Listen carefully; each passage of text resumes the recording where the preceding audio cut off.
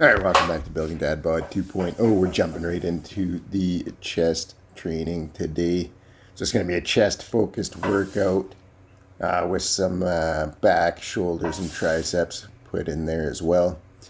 So I don't know if you can see the bands just above my shoulders there, but got a band wrapped around the bench, then hooked on the Mad Spotters.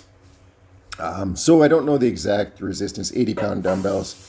I think it's about 90, 95 at the bottom and probably 110 or so at the top. It's just an absolute monster contraction in the chest. Now I know somebody's going to come on here and give me the gears, saying, you know, you're doing hypertrophy, but you're not getting the biggest load at the bottom where the stretch is. I tell you what, these just hit absolutely different. Chest pump is insane when you use bands. So the thing with the bands is I'm really not doing that much less at the bottom, maybe 10 pounds, but at the top I'm doing substantially more.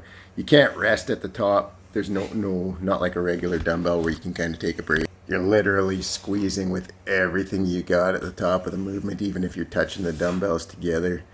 And then for me, still having some problems with my left tricep, so it's really helping me to build the lockout. Now I just wrap the stuff around the Mad Spotter, super convenient. If you don't have those, just wrap it around your back. Grab your dumbbells, start them from your knees. All right, then we're supersetting the chest with some back. I saw the rope pull downs there. Just another variation. You're old like me. You want to just vary your hand placement on movements on a regular basis to avoid overuse. And if you've never done a rope pull down, give it a shot. Works great. After that, on to some weighted vest, 55-pound vest, ring push-ups. A lot of instability. There you go. You're on YouTube. Right, that's my older brother. He's the one that got me into working out in the 90s. Basically taught me everything I knew back then. Owe a lot to him for giving me the passion to work out when I was young. Always wanted to impress my older brother when I was young. Probably still do, and I'm 45 years old. But yeah, he's the guy that got me into this journey. All right, so now we're just doing some upper back, rear delt work here. Face pulls from a low angle.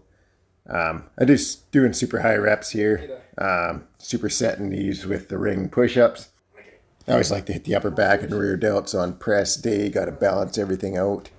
Too many people spend too much time on the front, not enough on the back. Got to make sure that stays balanced. Then we're doing some decline ring push-ups to hit the upper chest. Upper chest needs work for me, so we're really trying to focus on that. And then supersetting that with some cable pull-aparts. So again, rear delts, upper back, keeping everything in balance.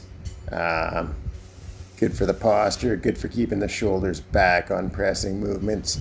Really pays off on bench press. But the big thing for me is injury prevention. Stronger your upper back and shoulders are, the healthier your shoulders will be. All right, so then doing my best at ring flies.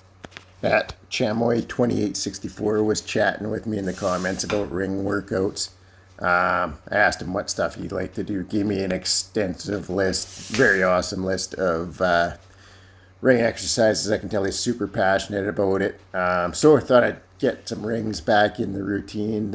I mean, rings are great. The amount of instability they cause, the way they work the stabilizers, the contraction you get, just absolutely awesome. So that was my first attempt ever doing ring flies. So we'll try to get better at those, but they felt good.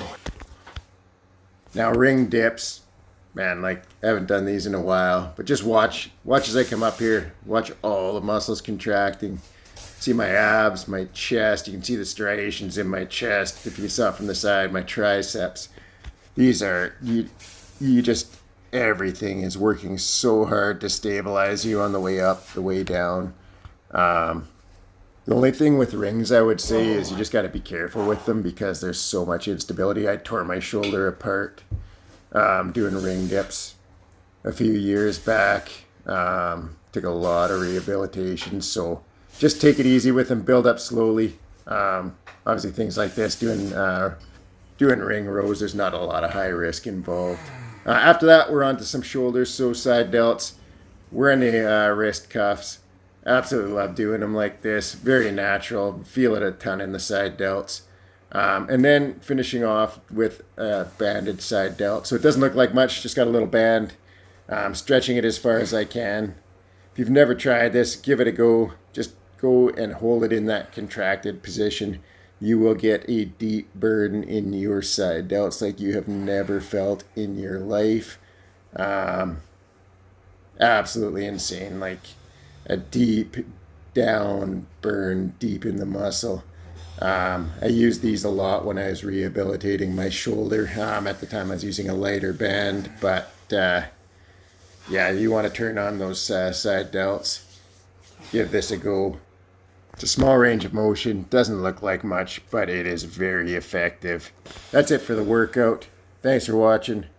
Now go get some gains.